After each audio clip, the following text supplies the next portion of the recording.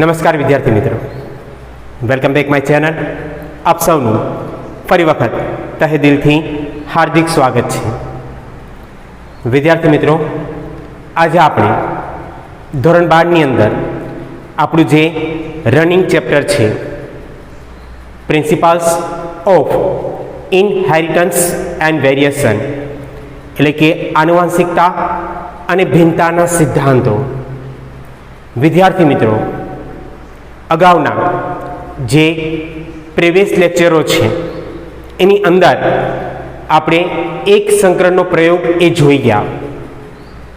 એક સંકરણ આધારિત આપણે નિયમો પણ આપ્યા, જેમાં એક પ્રભુતાનો નિયમ, લો ઓફ ડોમિનન્સ, અને બીજો વિશ્લેષણનો નિયમ, લો ઓફ સેગ્રીગેશન. આ બે નિયમ જે એક સંકરણના પ્રયોગને લઈને મેન્ડલ દ્વારા રજૂ કરવામાં આવેલા હતા. હવે વિદ્યાર્થી મિત્રો, એ જ એક સંકરણના પ્રયોગને લઈને અહીંયા આપણે એક બીજી બાબત એ રજૂ કરવા જઈ રહ્યા છીએ. પોઈન્ટની શરૂઆત કરતા પહેલાં નવા હો તો આજે જ ચેનલને સબસ્ક્રાઈબ એ કરી લેજો, જેથી કરીને નીટ બેઝ માટેના આવા વિડીયો માટેની નોટિફિકેશન એ તમને મળતી રહે. તો વિદ્યાર્થી મિત્રો, આજનો આપણો મુખ્ય ટોપિક છે અપૂર્ણ પ્રભુતા. અપૂર્ણ પ્રભુતા નિયમ આપણે જોઈ ગયા, પ્રભુતાનો નિયમ. પણ અહીંયા જે ક્રિયા જોશું એ અપૂર્ણ પ્રભુતાની રહેશે. હવે પ્રશ્ન ઊભો થાય કે અપૂર્ણ પ્રભુતા કોને કહેવાય? તો અહીંયા તમને બારોબારથી હું બેઝિક બાબત એક ક્લિયર કરાવી દઉં કે અપૂર્ણ પ્રભુતા એક એવી ક્રિયા છે કે જેમાં પ્રભાવી જનીન એ પોતાનું સંપૂર્ણ લક્ષણ એ અભિવ્યક્ત કરી શકતું નથી. અપૂર્ણ પ્રભુતાની અંદર જે પ્રભાવી જનીન છે, જે ડોમિનન્સ જીન છે, એ સંપૂર્ણ રીતે પોતાના લક્ષણો એ અભિવ્યક્ત કરી શકશે નહીં. જેના કારણે કેટલાક પ્રચ્છન્ન જનીનો એ પણ પોતાના લક્ષણો એ અભિવ્યક્ત કરી શકે છે. જેના કારણે જે વિશ્લેષણનો નિયમ આપણે આપેલો હતો અહીંયા ખોટો પડશે કે બે કારકો એકબીજા સાથે ભેગા મળી મિશ્રિત થયા વગર રહે છે. નહીં, અપૂર્ણ પ્રભુતાની અંદર વિદ્યાર્થી મિત્રો બે જનીન સાથે રહેશે પણ મિશ્રિત થઈને, જેના કારણે પિતૃ પેઢી કરતા જે સંતતિની પેઢી છે એમાં કંઈક પ્રાપ્ય પરિણામ એ અલગ જ પ્રાપ્ય થતું જોવા મળશે. અને એ જ બાબતની ચર્ચા એ આજના આપણા લેક્ચરની અંદર કરવાની છે. તો જોઈએ વિદ્યાર્થી મિત્રો, પોઈન્ટની શરૂઆત કરીએ. આપણો પોઈન્ટ છે અપૂર્ણ પ્રભુતા. અપૂર્ણ પ્રભુતા ઇન કમ્પ્લીટ ડોમિનન્સ ક્રિયા. ઇન કમ્પ્લીટ ડોમિનન્સ ક્રિયા એટલે કે અપૂર્ણ પ્રભુતા. વિદ્યાર્થી મિત્રો, અહીંયા પ્રોબ્લેમ શું હતી? અપૂર્ણ પ્રભુતાની અંદર પ્રોબ્લેમ એ શું હતી? તો કે કેટલાક વૈજ્ઞાનિકો દ્વારા વટાણા સિવાયની ગાર્ડન પી એટલે કે વટાણા, એ વટાણા સિવાયની વનસ્પતિમાં સંકરણ કરાવ્યું. વટાણા સિવાયની વનસ્પતિમાં સંકરણ એ કરાવ્યું અને એ સંકરણથી જે F1 પેઢી પ્રાપ્ય થઈ, એ F1 પેઢીમાં જે પ્રાપ્ય થતું પરિણામ છે એ પ્રભાવિત જનીનને અનુસરીને સંપૂર્ણપણે અભિવ્યક્ત થતું જોવા મળ્યું નહીં. પ્રભાવી જનીનને અનુસરીને એ લક્ષણ સંપૂર્ણ રીતે અભિવ્યક્ત થતું જોવા મળ્યું નહીં. એટલે કે પરિણામ સાથે સંપૂર્ણ એ અભિવ્યક્ત થતી નથી. તો પોઈન્ટ લખું, પછી ફરી વખત સમજીએ. આપણે અહીંયા ખાસ કરીને દર્શાવીએ કે પ્રોબ્લેમ શું હતી. પ્રોબ્લેમ એ જોવા જઈએ તો પ્રોબ્લેમ એ કઈ બાબતને લઈને હતી, તો કે વટાણા સિવાયની વનસ્પતિમાં સંકરણ કરાવતા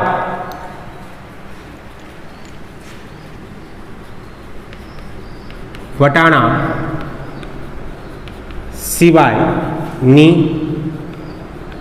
વનસ્પતિમાં સંકરણ કરાવતા F1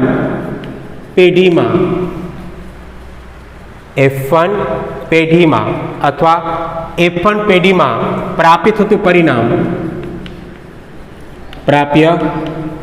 થતું પરિણામ સંપૂર્ણ રીતે અભિવ્યક્ત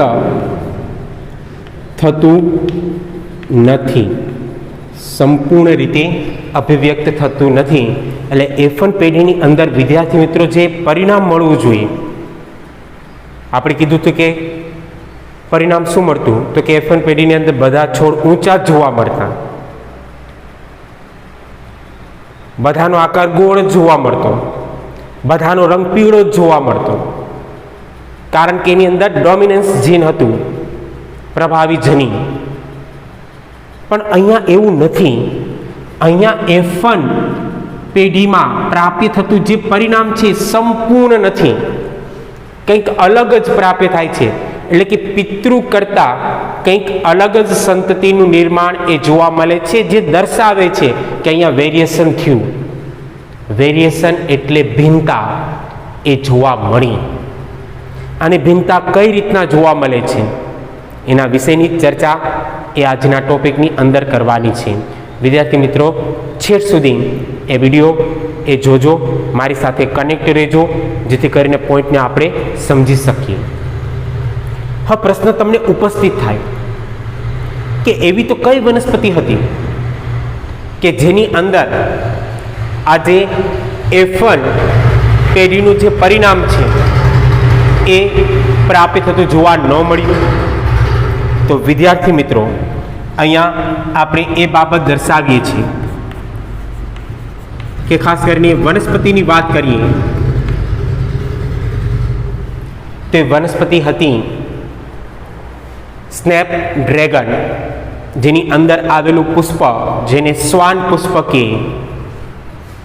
હું અહીંયા દર્શાવું છું કે વનસ્પતિ હતી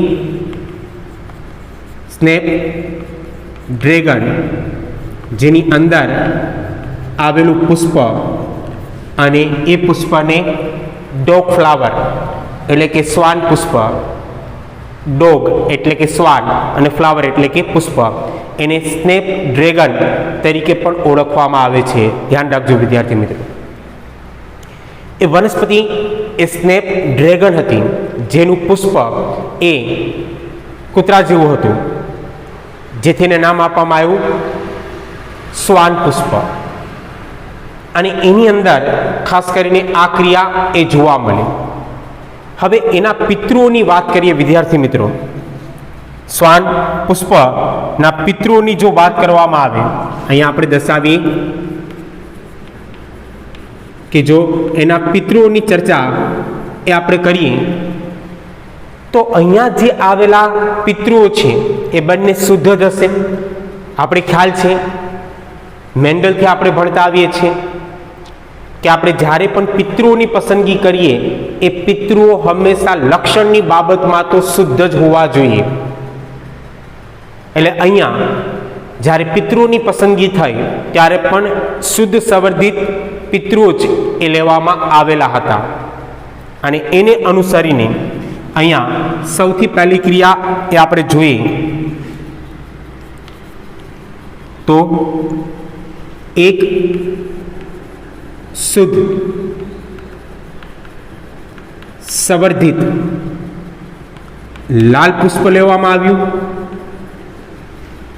શુદ્ધ સંવર્ધિત લાલ પુષ્પ એ લેવામાં આવ્યું અને બીજા પિતૃ તરીકે વિદ્યાર્થી મિત્રો બીજા પિતૃ તરીકે શુદ્ધ સંવર્ધિત સફેદ પુષ્પ એ લેવામાં આવ્યું.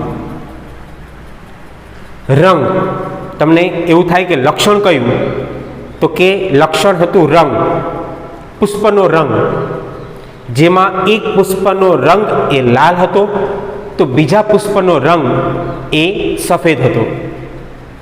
અહીંયા પિતૃ તરીકેની પસંદગી એ થાય જે લાલ પુષ્પ ધરાવે છે વિદ્યાર્થી મિત્રો.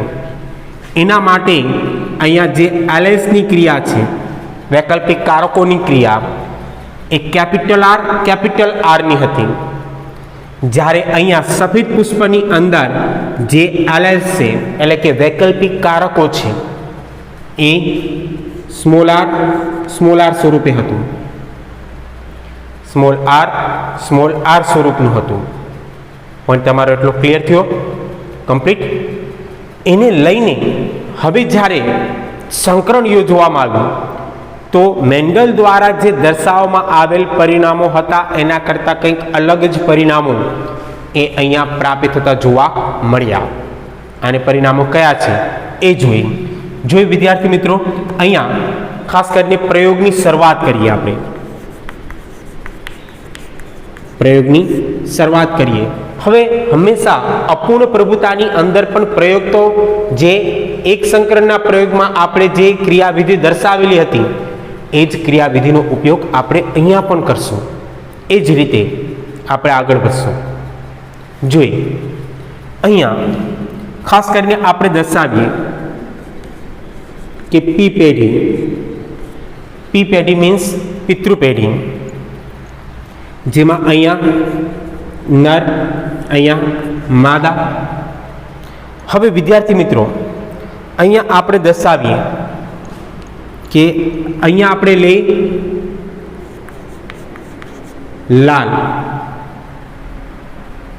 લાલ રંગ ધરાવતું પુષ્પ અને અહીંયા આપણે લેશું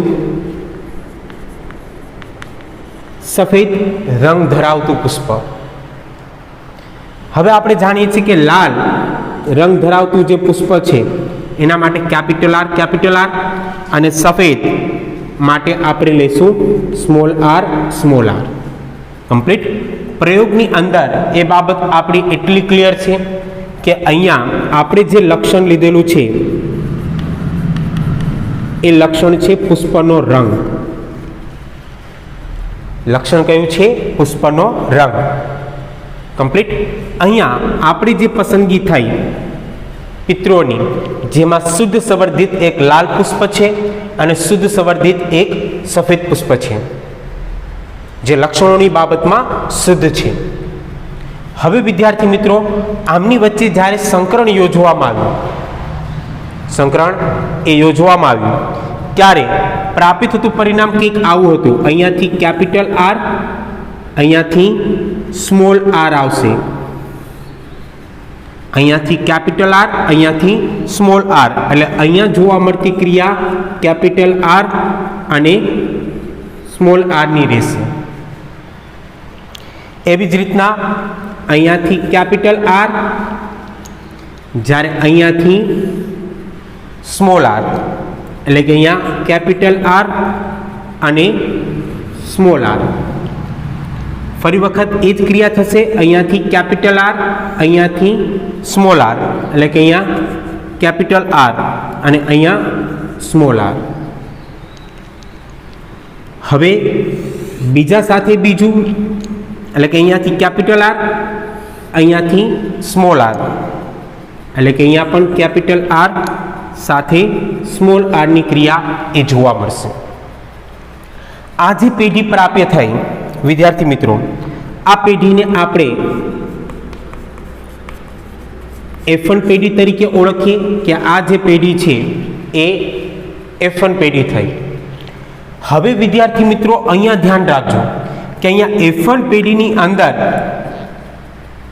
જે સંતતિઓ પ્રાપ્ત થયેલી છે, તમારા મગજમાં એ ચાલતું હશે કે અહીંયા જે સંતતિ પ્રાપ્ત થઈ એ તમામ સંતતિ એ લાલ રંગ ધરાવતી હશે. નહીં વિદ્યાર્થી મિત્રો, એ જ મહત્વની બાબત હતી અહીંયા કે અહીંયા F1 પેઢીની અંદર જે આ ચારે ચાર સંતતિ એ પ્રાપ્ત થઈ, આ ચારે ચાર સંતતિ એ ગુલાબી રંગ ધરાવતી હતી.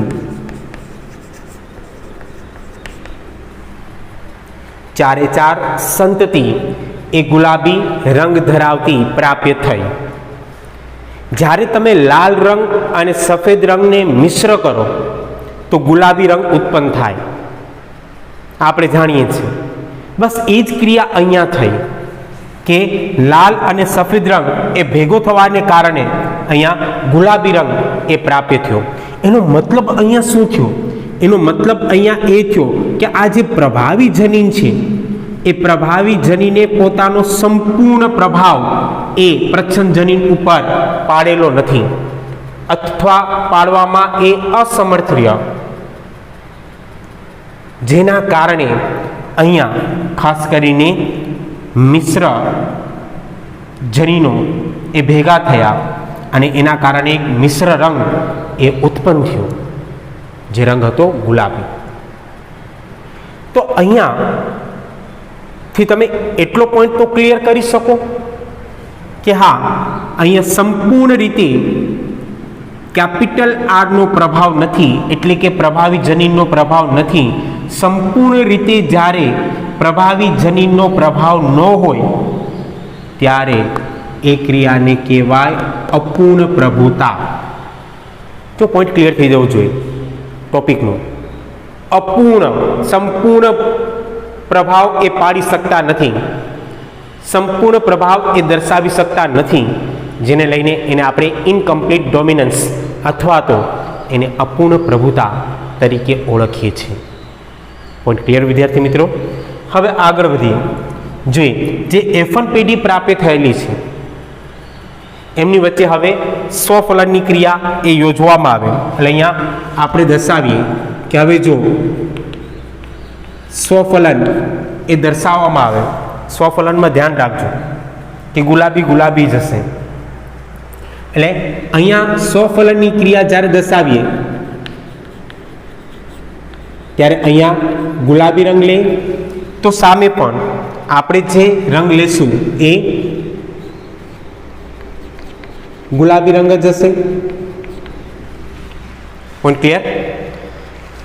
હવે આના માટેના જે વૈકલ્પિક કારકો છે એ કેપિટલ આર અને સ્મોલ આર હશે, જ્યારે સામે પણ કેપિટલ આર અને સ્મોલ આર હશે.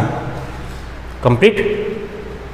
હવે એમની વચ્ચે જ્યારે સંકરણ એ યોજવામાં આવે તો આપણે એટલું કહી શકીએ કે અહીંયાથી કેપિટલ આર અને અહીંયાથી પણ કેપિટલ આર એ આવશે. કેપિટલ આર સાથે કેપિટલ આર એટલે જોવા મળતી ક્રિયા કંઈક આવી હશે. કેપિટલ આર,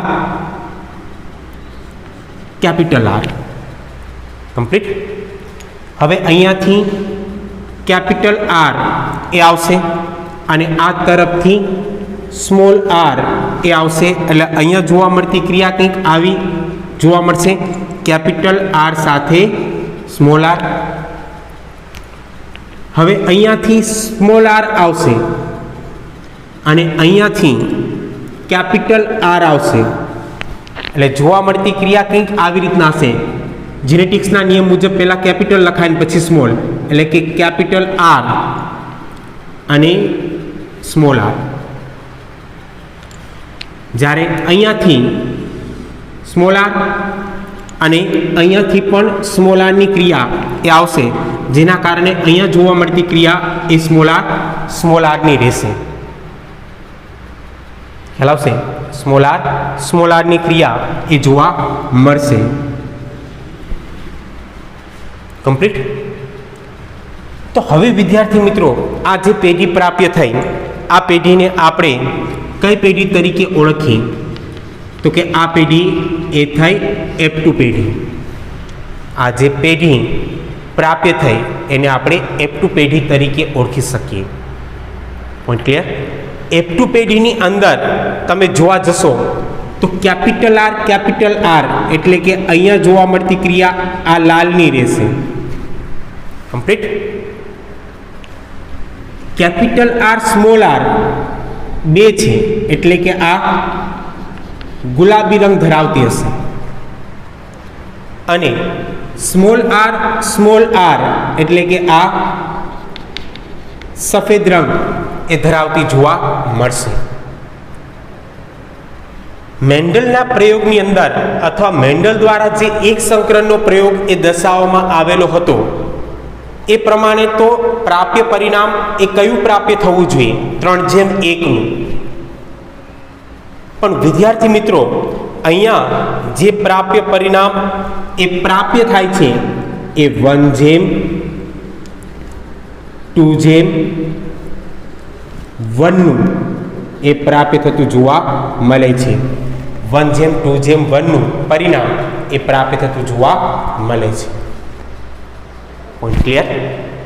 તે દર્શાવે છે કે મેન્ડલ દ્વારા જે દરેક વખતે કહેવામાં આવેલું હતું કે તમે એક સંકરણનો પ્રયોગ યોજો એટલે તમને પ્રાપ્ય થતું પરિણામ એ 3:1નું જ મળે. બધી જ વનસ્પતિ માટે આ પરિણામ એ શક્ય નથી. એની સાબિતી અહીંયા દર્શાવવામાં આવે.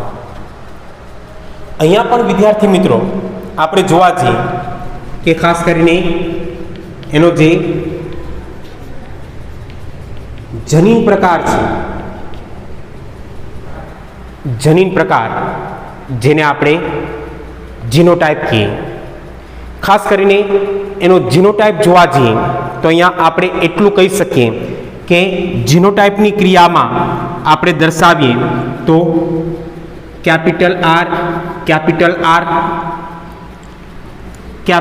આર સ્મોલ આર અને સ્મોલ આર એ જોવા મળે છે, જે દર્શાવે છે કે અહીંયા પણ ખાસ કરીને 1:2:1ની ક્રિયા એ પ્રાપ્ય થાય છે. 1:2:1ની ક્રિયા એ પ્રાપ્ય થતી જોવા મળે છે. આ એનો જીનોટાઈપ છે, જે ખાસ કરીને આપણે મેન્ડલમાં પણ જોઈ ગયા, મેન્ડલના પ્રયોગમાં કે હા જીનોટાઈપની ક્રિયા 1:2:1ની એ પ્રાપ્ય થતી જોવા મળે છે. પણ જ્યારે એના સ્વરૂપ પ્રકારની વાત કરીએ વિદ્યાર્થી મિત્રો, અહીંયા આપણે બીજો પોઈન્ટ લઈએ, એનો જે સ્વરૂપ પ્રકાર છે જેને આપણે ફિનોટાઈપ કહીએ. તો સ્વરૂપ પ્રકાર વિદ્યાર્થી મિત્રો જોવા જઈએ તો આપણે એટલું કહી શકીએ કે અહીંયા લાલ, પછી ગુલાબી અને ત્યારબાદ સફેદ એ પ્રાપ્ય થાય છે. અહીંયા એને અનુસરીને જોવા જઈએ તો એને અનુસરીને પણ અહીંયા 1:2:1ની ક્રિયા એ પ્રાપ્ય થતી જોવા મળતી હોય છે. 1:2:1ની ક્રિયા એ પ્રાપ્ય થાય છે, જે મેન્ડલના સ્વરૂપ પ્રકાર કરતાં કંઈક અલગ છે. મેન્ડલના સ્વરૂપ પ્રકારની અંદર આપણે કીધું હતું કે ઊંચા અને નીચા એટલે કે 3:1નું પરિણામ એ મળતું હતું, પણ અહીંયા એવું નથી. અહીંયા તમે જોવા જશો વિદ્યાર્થી મિત્રો તો એનો જે જીનોટાઈપ છે અને ફિનોટાઈપ છે આ બંને એ 1:2:1ની ક્રિયા એ દર્શાવશે, જે સૌથી અગત્યની બાબત છે, જેને અનુસરીને હવે અહીંયા એક બાબત એ આપણે દર્શાવી શકીએ કે બે શુદ્ધ સંવર્ધિત, એક પ્રભાવી અને એક પ્રચ્છન્ન, હું લખું છું પછી પોઈન્ટ સમજીએ. બે શુદ્ધ સંવર્ધિત, બંને શુદ્ધ છે, લાલ અને સફેદ, બે શુદ્ધ સંવર્ધિત જેમાં એક પ્રભાવી, જેમાં એક પ્રભાવી અને એક પ્રચ્છન્ન. તે પણ છે, એક પ્રભાવી છે, એક પ્રચ્છન્ન છે, એ વચ્ચે સંકરણ કરાવતા પ્રચ્છન્ન વચ્ચે સંકરણ કરાવતા પોઈન્ટ એક ક્લિયર કરતા જજો. આપણે કીધું બે શુદ્ધ સંવર્ધિત છે, જેમાં એક પ્રભાવી છે, એક પ્રચ્છન્ન છે, અને એમની વચ્ચે જ્યારે સંકરણ કરાવીએ તો F1 પેઢીમાં એવા સ્વરૂપ પ્રકાર પ્રાપ્ત થાય છે કરાવતા F1 પેઢીમાં એવા સ્વરૂપ પ્રકાર એ પ્રાપ્ય થાય છે જે પિતૃઓ કરતાં કંઈક અલગ છે, જે બે પૈકી કોઈ એક પિતૃને પણ સમાન મળતા નથી, જે બે પૈકી કોઈ એક પિતૃને પણ સમાન હોતા નથી. એવા સ્વરૂપ પ્રકાર પ્રાપ્ય થયા આપણે જો અહીંયા F1 પેઢીની અંદર એવા સ્વરૂપ પ્રકાર એ આપણે પ્રાપ્ય થયા કે જે બે પૈકી આ બે જે પિતૃ છે પૈકી કોઈ એક પિતૃને પણ એ સમાન એ હોતા નથી. એટલે કે એનો મતલબ એ થયો કે વચગાળાનું પરિણામ એ પ્રાપ્ય થાય છે, હોતા નથી, જે દર્શાવે છે કે વચગાળાનું પરિણામ એ પ્રાપ્ય થાય છે. વચગાળાનું પરિણામ એ પ્રાપ્ત થતું જોવા મળે છે. તો વિદ્યાર્થી મિત્રો, આજે એક સંપૂર્ણ ક્રિયા એ આપણે જોઈ ગયા. એ સંપૂર્ણ ક્રિયા એ હતી અપૂર્ણ પ્રભુતાની, જેમાં પ્રભાવી જનીનનું સંપૂર્ણ પ્રભાવિતાપણું એ જોવા મળતું નથી. ખ્યાલ આવી જશે. આને અનુસરીને આપણે જે મેન્ડલ દ્વારા દર્શાવવામાં આવેલું કાર્ય હતું એની બે બાબતને ખોટી પાડી. મેન્ડલે એવું કીધું હતું કે જ્યારે પણ જે બે વૈકલ્પિક કારકો હોય એ બે વૈકલ્પિક કારકો પૈકી એક પ્રભાવી હોય અને બીજું પ્રચ્છન્ન હોય. એક પ્રભાવી હોય અને બીજું પ્રચ્છન્ન હોય. હા, આ પોઈન્ટની અંદર એ બાબત સાચી છે, એક પ્રભાવી છે, એક પ્રચ્છન્ન છે. પણ હમણાં હું બીજો એક પ્રયોગ દર્શાવું છું જે એનસીઈઆરટીની બુકમાં નથી, ત્યારે તમને એ પોઈન્ટ ક્લિયર થઈ જશે કે હા, એક પ્રભાવીને એક પ્રચ્છન્ન હોય એવું જરૂરી નથી. અને બીજો પોઈન્ટ કે ખાસ કરીને જ્યારે પણ બે જનીનો એ સાથે રહે એમાં કોઈ એક જનીન એ પોતાની પ્રભુતાની ક્રિયાને દર્શાવે છે, પોતાનું પ્રભુત્વ એ દર્શાવે છે, બીજું જનીન એ ખાસ કરીને અભિવ્યક્ત થઈ શકતું નથી, તો અહીંયા ખોટું પડે છે. અહીંયા બીજા જનીનની પણ અભિવ્યક્તતા એ જોવા મળે છે. Complete point. હવે એને જ અનુસરીને હું એક બીજો પોઈન્ટ એ લઉં છું. વિદ્યાર્થી મિત્રો ધ્યાન રાખજો, નીટ બેઝ માટે ખાસ, જે એનસીઈઆરટીની બુકમાં નથી. આપણે અહીંયા શું કીધું કે ખાસ કરીને એક પ્રભાવી ને બીજું પ્રચ્છન્ન હોય એવું જરૂરી નથી. ઘણી વખત એવું બને ઘણી વનસ્પતિમાં કે બંને પ્રભાવી હોય, બંને એલાઇલ્સ, બંને વૈકલ્પિક કારકો એ પ્રભાવી હોઈ શકે છે. કઈ રીતના જોઈએ, ખાસ કરીને અહીંયા આપણે એક એક્ઝામ્પલ એ લઈએ અને એક્ઝામ્પલ છે મિરાબિલિસ ઝલાપાનું. મિરાબિલિસ ઝલાપા એટલે કે છે ગુલબાસ. મિરાબિલિસ ઝલાપા ગુલબાસ, જેમાં ખાસ કરીને આપણે પસંદગી કરીએ પિતૃઓની. વિદ્યાર્થી મિત્રો અહીંયા ધ્યાન રાખજો કે જો પિતૃની પસંદગી કરવામાં આવે તો અહીંયા આપણે કહી શકીએ કે શુદ્ધ સંવર્ધિત લાલ પુષ્પ, શુદ્ધ સંવર્ધિત લાલ પુષ્પ. અહીંયા પણ પુષ્પનો રંગ જ લઈએ છીએ, શુદ્ધ સંવર્ધિત લાલ પુષ્પ. અને બીજી ક્રિયા છે શુદ્ધ સંવર્ધિત સફેદ પુષ્પ. અહીંયા સુધી તો કમ્પ્લીટ પ્રક્રિયા ચાલે જ છે. શુદ્ધ સંવર્ધિત લાલ પુષ્પ, શુદ્ધ સંવર્ધિત સફેદ પુષ્પ. પણ હવે જે એલિલ્સની ક્રિયા છે એને ધ્યાન રાખજો વિદ્યાર્થી મિત્રો.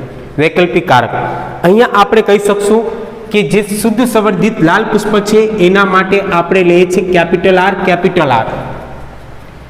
જ્યારે શુદ્ધ સંવર્ધિત સફેદ પુષ્પ છે એના માટે લેવામાં આવશે કેપિટલ ડબલ્યુ કેપિટલ ડબલ્યુ. જો અહીંયા ફરી ગયું, અહીંયા બંને કેપિટલ છે.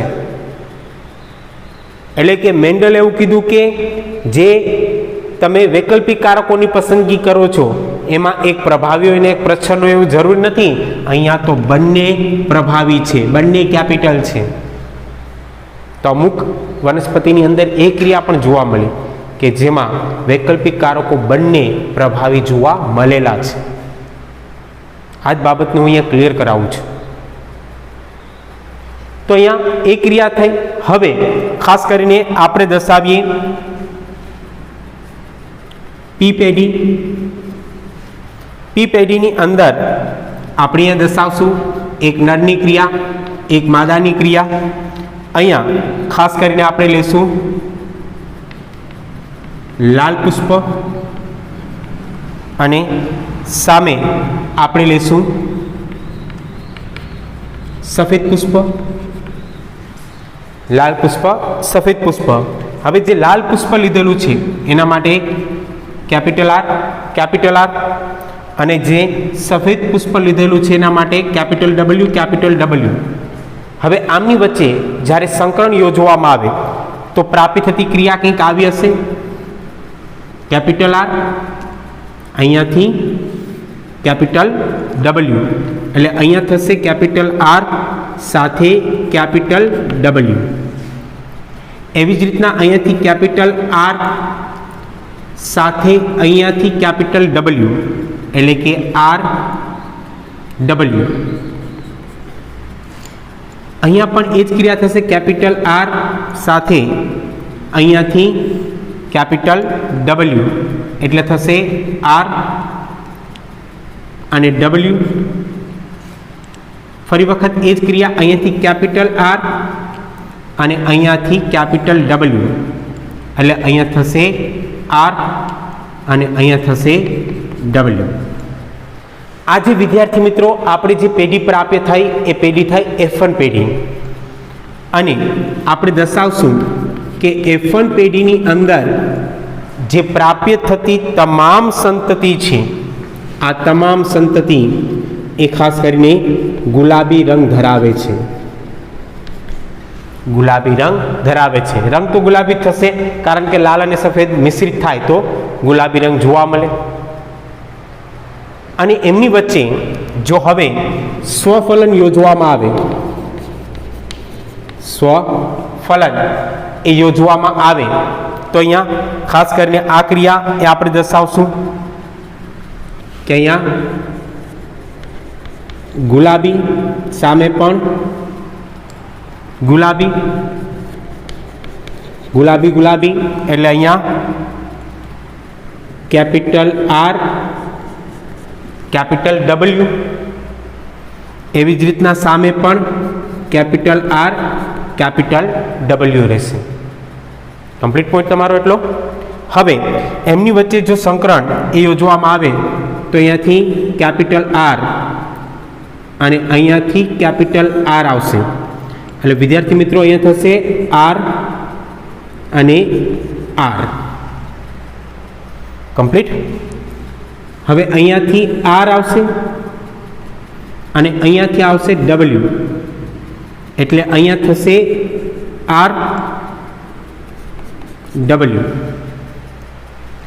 એવી જ રીતના અહીંયાથી ડબલ્યુ અને અહીંયાથી આર આવશે.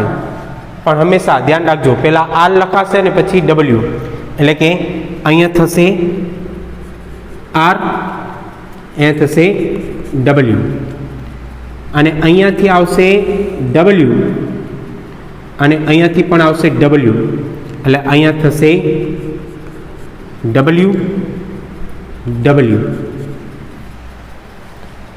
અહીંયા જે પેઢી પ્રાપ્ય થઈ વિદ્યાર્થી મિત્રો એ પેઢી થઈ F2 પેઢી, અને F2 પેઢીની અંદર તમે એટલું કહી શકો કે આ લાલ રંગ ધરાવશે, ખાસ કરીને આ બે ગુલાબી રંગ ધરાવશે, અને આ એક એ સફેદ રંગ ધરાવશે. 1:2:1 પરિણામ અહીંયા પ્રાપ્ત થતું જોવા મળશે. કમ્પ્લીટ વિદ્યાર્થી મિત્રો. તો અહીંયા બે બાબત ધ્યાન રાખજો. આપણે એક પ્રયોગ દર્શાવ્યો જેમાં એક પ્રભાવી અને એક પ્રચ્છન્ન હતું, બીજો પ્રયોગ દર્શાવ્યો એમાં ખાસ કરીને બંને પ્રભાવી હતા. બે વનસ્પતિ અલગ છે. Dog flower and Mirabilis jalapa are not same because Mirabilis jalapa, their roots and flowers, they produce alkaloid. એ આલ્કલોઇડને પ્રોડ્યુસ કરે છે, જેના કારણે દે આર પોઈઝનસ, એટલે કે તે ખાસ કરીને ઝેરી છે. મિરાબિલિસ ઝેલાપા એટલે બે વનસ્પતિ સેમ નથી. Point clear? તો આજનો પોઈન્ટ અહીંયા સુધી જ રાખશું. આશા રાખીશ કે તમને આ પોઈન્ટ એ ક્લિયર થઈ ગયો હશે. જો પોઈન્ટ ક્લિયર થયો હોય અને નવા હો તો ચેનલને સબસ્ક્રાઈબ કરજો, અને જૂના હો તો લાઈક કરજો, અને કોમેન્ટ ખાસ કરજો કે હા આ પોઈન્ટ એ ક્લિયર થયેલો છે. બીજી બાબત, એક ઉદાહરણ આપતો જાઉં તમને, જે તમારે હોમવર્કમાં રહેશે, જેથી કરીને તમારો પોઈન્ટ એકદમ ક્લિયર થાય. એટલું છે, આપણે આ જે ક્રિયા જોઈ વનસ્પતિમાં જોઈને એવી જ ક્રિયા પ્રાણીઓમાં પણ હોય. પ્રાણીઓમાં, અને આપણે લે ગાયનો રૂવાટીનો રંગ, ગાયની જે રૂવાટી હોય એનો રંગ. કેટલીક ગાયની જે રૂવાટી છે એનો રંગ લાલ હોય, તો કેટલીક ગાયની રૂવાટીનો રંગ જે સફેદ હોય.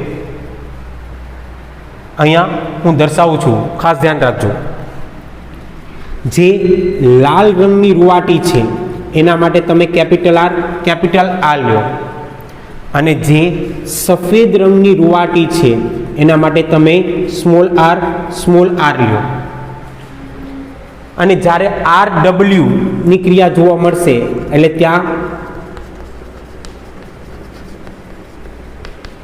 જે રંગ ઉત્પન્ન થશે એ રંગ હશે કાબરચિત્રો અથવા લાલાશ પડતો ભૂખરો. તમે કાબરચિત્રો રંગ લખો અથવા લાલાશ પડતો ભૂખરો લખો, બે એક જ છે. અને એને લઈને મને અપૂર્ણ પ્રભુતાની ક્રિયા એ દર્શાવી અને બતાવજો. તો પોઈન્ટ એ આપણો અહીંયા સુધી રહેશે. ફરી મળશું, ત્યાં સુધી stay home. Thank you and ધન્યવાદ.